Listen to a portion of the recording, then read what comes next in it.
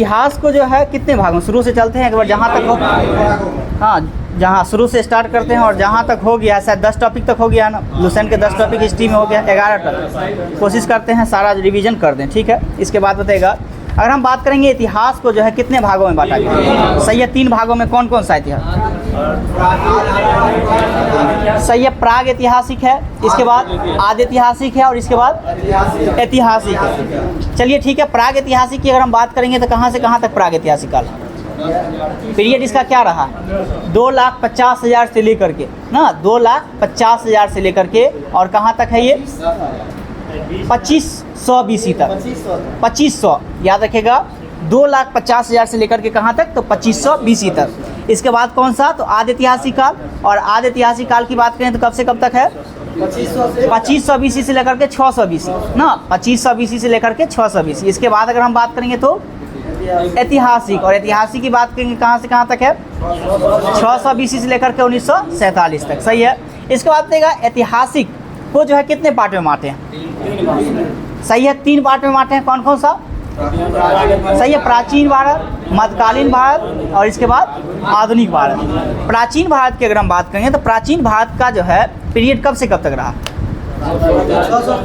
सही बोल रहे हैं, 600 BC से लेकर के 712 AD तक, 600 BC से लेकर के 712 AD। तब तो देख रहे हैं 712 ईस्वी में मोहम्मद बिन कासिम के नेतृत्व में मध्यकालीन भारत स्टार्ट हो रहा है। हाँ, तो अगर हम बात करेंगे प्राचीन भारत की, अगर हम बात करेंगे तो 600 BC से लेकर के 712 AD तक। इसके बाद अगर हम बात करेंगे मध्यकालीन भारत को लेकर के, तो ये पीरियड कब से कब तक दर्शाता है? स्वाभाविक सी बात है, 712 से स्टार्ट होगा। अगर प्राचीन भारत जो है 600 से लेकर के 712 तक चला है तो मध्यकालीन कब से चलेगा? 712 से लेकर के कब तक? 1757 तक, 1757 तक। इसके बाद अगर हम आधुनिक भारत की बात करें तो 1757 से लेकर के 1947 तक आप कह सकते हैं, सही है। इसके बाद बताइएगा, सबसे पहले बताइएगा इतिहास के बारे में जो है जानकारी किसने दिया था? हेरोडोटस की पुस्तिका था ना, जो कि कौन सा पुस्तक था? हिस्टोरिका पुस्तक जो हेरोडोटस के द्वारा कब लिखा गया था? लगभग कब लिखा गया? 500 BC के दौरान में बताए होंगे, 500 BC के दौरान में ये लिखा गया था, सही है। हालांकि कई विदेशी इतिहासकार कहते हैं भारत में एक भी इतिहासकार नहीं थे, लेकिन कौन से ऐसे व्यक्ति के बारे में दर्शाया जाता है, किस व्यक्ति ने कहा कि भारत में बहुत सारे इतिहासकार हुए थे, जैसे कि उनका साक्ष्य भी दिए थे, जैसे अशोक के शिलालेख को बताने का प्रयास किए थे। तो कौन से ऐसे व्यक्ति थे जिन्होंने इस बात की चर्चाएं किए कि नहीं भारत में भी इतिहासकार थे, ये बताना आपको। डॉक्टर कीथ, डॉक्टर हम बताए होंगे आपको एक बार जब खींच करवा रहे हैं, तो डॉक्टर कीथ का कहना था जो भारत में भी भारतीयों का इतिहासकार रहा और भारत में बहुत सारे इतिहासकार रहे हैं। और एग्जाम्पल भी देते हैं बहुत सारा, खारवेल का जो है सो आपका शिलालेख को लेकर के, अशोक के शिलालेख को लेकर के, ये सब चीज़ जानकारी देते हैं। इसके बाद बताइएगा, अगर हम अभी जस्ट बात किए अशोक को लेकर के, तो बताना अशोक जो है किस धर्म को अपनाया था? सही है, बौद्ध धर्म को अपनाया था, सही है, बौद्ध धर्म को अपनाया था, सही है, बौद्ध धर्म। इसके बाद अगर हम बात करेंगे तो अशोक के पिता का क्या नाम था? बिंदुसार, सही है, बिंदुसार। और बिंदुसार के पिता का नाम चंद्रगुप्त मौर्य था, सही है, चंद्रगुप्त मौर्य। हालांकि मौर्य वंश में जो है तो कम से मिनिमम जो है 10 शासक रहे हैं, लेकिन 3 शासक इंपॉर्टेंट है ना, जो कि मौर्य में एक चंद्रगुप्त मौर्य है इंपॉर्टेंट, इसके बाद आपका बिंदुसार, और इसके बाद अगर हम बात करें तो अशोक। बिंदुसार का नाम बिंदुसार ही क्यों पड़ा? थोड़ा सा इसके बारे में जानते हैं? हाँ, सही बात ही बोले, बहुत अच्छी बात है, गहरा ज्ञान है इनके पास। देखिएगा, चंद्रगुप्त मौर्य की अगर हम बात करेंगे तो चंद्रगुप्त मौर्य को जो है जो खाना देते थे तो उसको कभी कभी उसमें जहर मिला दिया जाता था।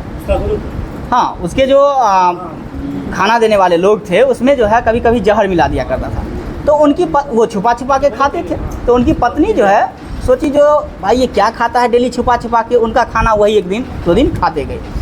उस समय में जो है उनके पत्नी के पेट में जो है बिंदुसार पल रहा था। तो जब उसके जो है शरीर में पूरा विष फैल गया, अगर हम बात करेंगे चंद्रगुप्त मौर्य के जो है पत्नी के जो है शरीर में पूरा विष फैल गया और उनकी मृत्यु हो गई। तो आज तो हम लोग सर्जरी करा करके बहुत सारी चीज़ को जो है सो मान के चलिए एक मेडिकल एक चरम सीमा पे है। उस समय में लेकिन ऐसा व्यवस्था तो था नहीं। तो उस समय में जो है चाणक्य, कौटिल्य या विष्णुगुप्त आप कह सकते हैं, जो कि चंद्रगुप्त मौर्य का प्रधानमंत्री थे, तो उस समय में उन्होंने पेट जो है चीर करके बच्चा को निकाले, और वो जो जहर जो फैल गया था तो वो बिंदुसार को जो है कई सारे बिंदु जहर से फैल गया था शरीर में और कई सारे बिंदु हो गया था। इसलिए उसका नाम बिंदुसार पड़ा। बिंदु शरीर पर पूरा बिंदु बिंदु ही था, हाँ, इसलिए उसका नाम बिंदुसार रहा। बाकी का और कोई लॉजिकल नहीं है, हाँ।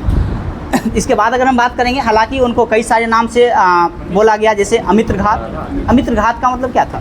सही है, शत्रु विनाशक ना, शत्रु का विनाशक। हालांकि अपने देखिएगा, जब पढ़िएगा अपने क्षेत्र में जो है या अपने समय में वो कोई ज़्यादा विनाशक काम ऐसा किए नहीं, लेकिन फिर भी उन्हें उपाधि दिया गया, लोग बोलने लगे ना। कई सारे जो विदेशी इतिहासकार है वो उसके बारे में चर्चाएँ करने लगे। इसके बाद देखिएगा, अगर हम बात करते हैं इतिहास का सुव्यवस्थित एवं पक्षपात रहित इतिहास किसने लिखा था? क्वेश्चन है आपका, इतिहास का सुव्यवस्थित एवं पक्षपात रहित इतिहास किसने लिखा? कल्हण के द्वारा लिखा गया था। कल्हण। राजतरणी की रचना किसके द्वारा? कल्हण के द्वारा। किस, ये क्वेश्चन भी पूछा गया, किस शताब्दी में जो है ये पुस्तक लिखा गया था? 12वीं शताब्दी में। कल्हण का जो राजतरंगिणी पुस्तक है ये 12वीं शताब्दी में लिखा गया था, और इसमें किसकी चर्चाएं की जाती है? कश्मीर के इतिहास के बारे में चर्चाएं की जाती है। सही है। इसके बाद बताइएगा, अगर हम बात करते हैं जैसे प्राग ऐतिहासिक काल की चर्चाएं किए थे, तो प्राग ऐतिहासिक काल को भी 3 खंड में बांटे हैं ना, जिसमें बताना है वो 3 खंड कौन कौन सा? सही बोल रहे हैं, पुरापाषाण या पाषाण? पहले मध्यपाषाण तब नवपाषाण। पुरापाषाण है, मध्यपाषाण है, इसके बाद नवपाषाण। पुरापाषाण काल का पीरियड कब से कब तक रहा? 2,50,000 से, क्योंकि स्वाभाविक बात है, प्राग ऐतिहासिक काल को 2,50,000 से देखने का प्रयास किए थे, तो इसका भी जो पुरापाषाण काल होगा 2,50,000 से ये स्टार्ट होगा। तो 2,50,000 से लेकर के कहाँ तक जो है ये हो सकता है। तो ये आपका काल 10,000 BC तक कह सकते हैं, या कई बुक आपको 12,000 भी देखने के लिए मिलेगा। इसके बाद अगर हम मध्यपाषाण काल की बात करें तो ये कब से कब तक का है? सही है, 10,000 से लेकर के 6,000 BC तक कह सकते हैं। इसके बाद अगर हम नवपाषाण की बात करेंगे तो 6,000 BC से लेकर के 2,500 BC तक। सही है। इसके बाद क्या आ जाता है? आदि ऐतिहासिक काल, और आदि ऐतिहासिक काल की बात करेंगे तो 2,500 से लेकर के, अब ये बताए ना, 600।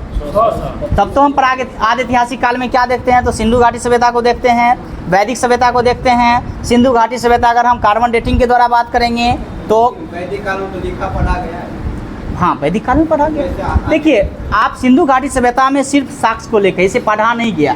साक्ष्य तो मिला है, लेकिन इसे अभी तक पढ़ा नहीं गया।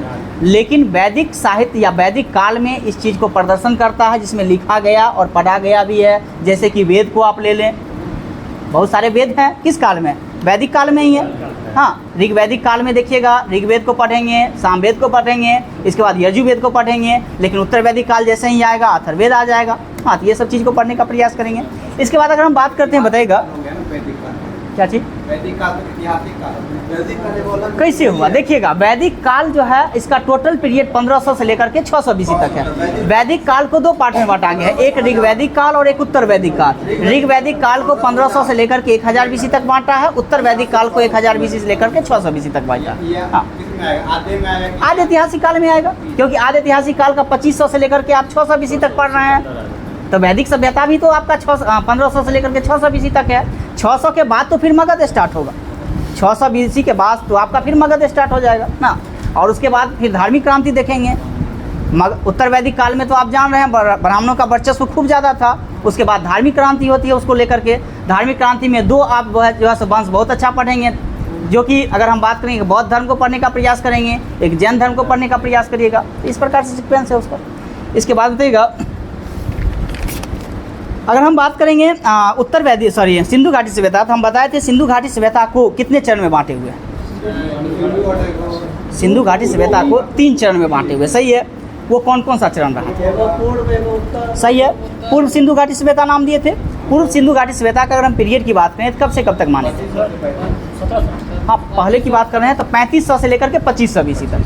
हम ये आपको बताए होंगे, जो कोई भी सभ्यताएं हैं, या ये मान के चलिए समस्तीपुर है, आज समस्तीपुर एक विकास ज़्यादा देखने को मिल रहा है। लेकिन जब स्टार्ट हुआ होगा समस्तीपुर में, तो क्या एकाएक सारा दुकान बन गया होगा या एकाएक सारा मकान बन गया होगा? नहीं, कुछ ना कुछ समय लगा होगा। उसी प्रकार सिंधु घाटी सभ्यता अगर चरम सीमा पे जो था, वो पीरियड आपका 2500 से लेकर के 1750 तक का। लेकिन जिस समय में सिंधु घाटी सभ्यता का उद्गम हुआ होगा, जिस समय में स्टार्टिंग हुआ होगा, उसे हम पूर्व सिंधु घाटी सभ्यता के नाम से जाने। और वो पीरियड आपका 3500 से लेकर के 2500 BC तक रहा, जिसमें से कई सारे जगह को आप देखने का प्रयास करिएगा। राखी गढ़ी हो गया, राखी गढ़ी की आप बात करिए जो कि हरियाणा में है, और हरियाणा में किस नदी के किनारे स्थित है? घग्गर नदी के किनारे स्थित है। अगर हम बात करें भारत में सबसे बड़ा सिंधु घाटी सभ्यता का स्थल कौन सा है, तो राखी गढ़ी ही है। ये पूर्व सिंधु घाटी सभ्यता का ही स्थान है। इसके बाद भी अगर हम बात करेंगे कालीबंगा हो गया, कालीबंगा जो कि राजस्थान में है, ये भी पूर्व सिंधु घाटी सभ्यता का ही जगह है। इसके बाद अगर हम बात करेंगे जो सीधे सिंधु घाटी सभ्यता या उसे हड़प्पा सभ्यता भी कह सकते हैं, इसका पीरियड कब से कब तक रहा? ये 2500 से लेकर के 1750 तक रहा। और इसमें जो स्थान देखने का प्रयास करेंगे, मोहनजोदारो हो गया, हड़प्पा हो गया, लोथल हो गया, ये सब जो था विकसित जगह था, और आप जानते भी होंगे लोथल जो कि पोर्ट था उस जगह पे। इसके बाद अगर हम बात करेंगे उत्तर सिंधु घाटी सभ्यता, यानी इसका मतलब ये हुआ सिंधु घाटी सभ्यता विलुप्त कगार में था, जिस समय में उसकी चरम सीमाएं समाप्त होने वाली थी। उसका जो पीरियड रहा वो 1750 से लेकर के 1200 BC तक उसका रहा। हाँ, उसमें बहुत सारे स्थान को देखने का प्रयास करेंगे, जैसे हुलास। हुलास हम बताए होंगे, इस बार BPSC टीचर में आप जाइएगा 9th 10th में तो प्रश्न देखिएगा उठा करके पूछा। हुलास नामक सिंधु घाटी सभ्यता का एक जगह है भारत में, जो कि कहाँ है? उत्तर प्रदेश में। उत्तर प्रदेश में हुलास। तो ये जो है आपका उत्तर सिंधु घाटी सभ्यता का जो है ये जगह था। हाँ, इसके बाद भी था एक आपका गुजरात में भी था, जो कि रंगपुर और रोजदी जो था ये गुजरात में था, और ये भी आपका उत्तर सिंधु घाटी सभ्यता का ही स्थल था। इसके बाद बताना है सिंधु घाटी सभ्यता की अगर हम बात करेंगे तो ये किसको माना जाता है, किसके द्वारा ये विकसित किया गया, या ये कैसे विकास हुआ? भूमध्य सागरीय के द्वारा हुआ था ना, भूमध्य सागरीय के द्वारा हुआ था, सही है। इसके बाद और इसी को दरविंद भी बोला जाता है, भूमध्य सागरीय को दरविंद बोला जाता है, तो आप दरविंद भी कह सकते हैं। इसके बाद इस सभ्यता का नामाकरण कितने भागों में किया गया है? सिंधु घाटी सभ्यता का नामाकरण की बात करेंगे तो वो कितने? ये भी 3 है, ये भी 3 है। ये 3 है आपका सिंधु घाटी सभ्यता, एक तो हो गया हड़प्पा सभ्यता हो गया, और एक मेलुहा सभ्यता ना, मेलुहा या मेसोपोटामिया आप कह सकते हैं। सबसे पुरानी सभ्यताएं कौन सी? मेसोपोटामिया की सभ्यताएं। कितना पुराना? 6000 BC, 6000 BC कह सकते हैं। मेसोपोटामिया की सभ्यताएं सबसे पुरानी सभ्यताएं हैं। इसके बाद अगर हम बात करेंगे मेसोपोटामिया किस नदी के किनारे स्थित है? दजला फरात नदी के किनारे अवस्थित, सही है। दजला फरात नदी के किनारे ही स्थित है, सही है। इसके बाद एक मिस्र की जिस समय में सिंधु घाटी सभ्यताएं चल रही थी उस समय में मिस्र की सभ्यता भी चल रही थी। हाँ, चीन की सभ्यताएं भी चल रही थी। ये बताना है मिस्र की सभ्यता किस नदी के किनारे थी? सही है, नील नदी। और चीन की सभ्यताएं किस नदी के किनारे? हांगहो नदी। हाँ, हांगहो नदी के किनारे अवस्थित, सही है, हांगहो नदी हो जाएंगे। इसके बाद अगर हम बात करेंगे सिंधु घाटी सभ्यता का, तो इसका क्षेत्रफल टोटल कितना? 13 लाख। सही बोल रहे हैं, 13 लाख वर्ग किलोमीटर है। और एग्जैक्ट आप याद रखना चाहिएगा, तो कितना है? 12 लाख। सही है, 12,99,960, लेकिन एग्जैक्ट याद नहीं रखना, 13 लाख याद रखिए। इसके बाद सबसे नवीनतम स्थल सिंधु घाटी सभ्यता का भारत में कौन सा? सिनौली। इसलिए याद आपको रखना है क्योंकि सिनौली से जो है फिलहाल में सिंधु घाटी सभ्यता में जो है स्थल से जो है सिनौली जो जगह उत्तर प्रदेश में, सिनौली बागपत उत्तर प्रदेश में पड़ता है, वहाँ से धनुष का साक्ष्य मिला। तो अब कई सारे इतिहासकार में इस चीज़ की चर्चाएं हो रही है, जो सिंधु घाटी सभ्यता के लोग भी लोहा से परिचित थे, लेकिन अभी तक हम क्या पढ़ रहे हैं? सिंधु घाटी सभ्यता के लोग जो है लोहा से परिचित नहीं थे। लेकिन अभी बहुत सारे इतिहासकार में इस बात की चर्चाएँ हो रही है, जो धनुष जब मिला है तो धनुष लोहा से बना हुआ है, और ये इसमें कई सारे डिफरेंस भी है। ये भी बात का अनुमान लगाया जा रहा है कि हो सकता है आर का जो है यहाँ धनुष छूट गया होगा, तो अब तक इसकी चर्चाएं नहीं की गई है, लेकिन हो सकता है तो आने वाले बुक में आपको छाप सकता है जब ये क्लियर होगा तो। इसके बाद अगर हम बात करेंगे इसकी लिपि, सिंधु घाटी सभ्यताएं की लिपि कैसी थी? सही है, भाव चित्रात्मक थी ना, भाव चित्रात्मक लिपि थी। भाव चित्रात्मक को यानी हम पढ़ नहीं सकते हैं ना, महसूस कर सकते हैं, बस यही है। इसके बाद इस लिपि में अगर हम बात करें प्रतीक को लेकर के, तो कितना प्रतीक था? सही है, 250 से 400। ये क्वेश्चन पूछा गया, ये क्वेश्चन आपका पूछा गया है हिमाचल प्रदेश PCS का एग्जाम में, ये पूछा गया। 250 से 400 जो है इसमें लिपि था, हाँ, याद रखना। और सबसे ज़्यादा प्रतीक के रूप में जो किसको अपनाया गया था? मछली को, सही है, मछली को अपनाया गया था, सही है। जो कि 10 बार अपनाया गया मछली को, 10 बार मछली का जो, हाँ, मछली 10 बार है। इसकी साक्ष्य में कहाँ से मिला था? सिंधु घाटी सभ्यता में इसकी साक्ष्य में कहाँ से मिला? धौलावीरा से, धौलावीरा याद रखिएगा, धौलावीरा से। इसके बाद अगर हम बात करेंगे इनका संस्कार की बात करेंगे तो कितने संस्कार होते थे? 3 संस्कार। सिंधु घाटी सभ्यता में अगर हम संस्कार बोले तो 3 संस्कार होते थे। एक तो संस्कार इस प्रकार से था जो पूर्ण दहन, ना, एक तो पूरा जलाने की व्यवस्थाएं थी, एक गाड़ने की व्यवस्थाएं थी, और एक अर्ध जो शरीर का जब व्यक्ति मर जाता था तो उसको कुत्ता बिल्ली के लिए खाने के लिए छोड़ दिया जाता था, जो बाकी का जो बचा हुआ अवशेष अंग होता था उसको फिर संस्कार किया जाता था। इस प्रकार से जो है उसका संस्कार हुआ करता था। इसके बाद रहेगा सिंधु घाटी सभ्यता में जो है घोड़ा था या लोगों के पास नहीं था? घोड़ा लोगों के पास नहीं था, लेकिन साक्ष्य मिला। अब साक्ष्य कहाँ से मिला है? लोथल और सुतकोदा से मिला है, सही है। तो इस बात में कन्फ्यूजन है, जो बाकी का अगर मान के चलिए घोड़ा रहता तो और जगह साक्ष्य मिल सकता था, एक ही जगह दो जगह मिलने का क्या कारण है? वो भी पोर्ट पे मिलने का कारण, जहाँ बंदरगाह हुआ करता था। तो इससे इतिहासकार में इस बात की चर्चाएं हैं, जो हो सकता है आर्यों के साथ व्यापार चल रहा होगा और पोर्ट पे घोड़ा आए होंगे और वहाँ मर गए होंगे, इसलिए सिंधु घाटी सभ्यता के लोग घोड़ा नहीं पालते थे कहा गया है, लेकिन उसका साक्ष्य जो है मिला है। इसके बाद रहेगा जो प्रमुख पालतू पशु था सिंधु घाटी सभ्यता, वो कौन सा था? एक कुंवर वाला सांड। एक कुंवर वाला सांड था। मानव द्वारा पहला पालतू बनाया गया जानवर वो कुत्ता था। हाँ, वो कुत्ता था आपका। इसके बाद बताइएगा अगर हम बात करेंगे वैदिक सभ्यता में, तो वैदिक सभ्यता में बताएगा सबसे पहले हम बात करेंगे आर्य को लेकर के। तो आर्य का मतलब क्या होता था? सही है, श्रेष्ठ होता था, श्रेष्ठ या कुलीन होता था, सही है, उच्च कुल में जन्मा हुआ व्यक्ति ना, यही कहलाता था। आर्य शब्द ऋग्वेद में कितना बार उल्लेख किया गया है? आर्य शब्द जो है ऋग्वेद में कितना बार उल्लेखित किया गया? 176 बार। आर्य शब्द का उल्लेख ऋग्वेद में 176 बार किया गया है। इसके बाद कहिएगा अगर हम बात करेंगे सबसे पुराना वेद कौन सा है? ऋग्वेद है ना। इसके बाद अगर हम बात करेंगे कृषि संबंधी चीज़ें, ऋग्वेद के किस मंडल में मिला? चौथा मंडल याद रखिएगा, चौथे मंडल में है। इसके बाद ज्ञात्री मंत्र की बात करेंगे तो ये तीसरे मंडल में है। कृषि की बात करेंगे तो चौथे में हो जाएंगे। इसके बाद 10 राज युद्ध की बात करेंगे तो 7वें ना, 10 राज युद्ध की बात करेंगे तो 7वें मंडल में है।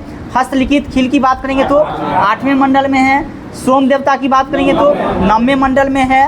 पुरुष सूक्त की बात करेंगे तो 10वें मंडल में, सही है। और पुरुष सूक्त में जो है कितने वर्ण की बात किया गया है? 4 वर्ण ना, चतुष्वर्ण यानी 4 वर्ण के बारे में बताया गया है। कौन कौन सा है? सही है, ब्राह्मण क्षत्रिय वैश्य एवं शूद्र, सही है, ब्राह्मण क्षत्रिय वैश्य एवं शूद्र से।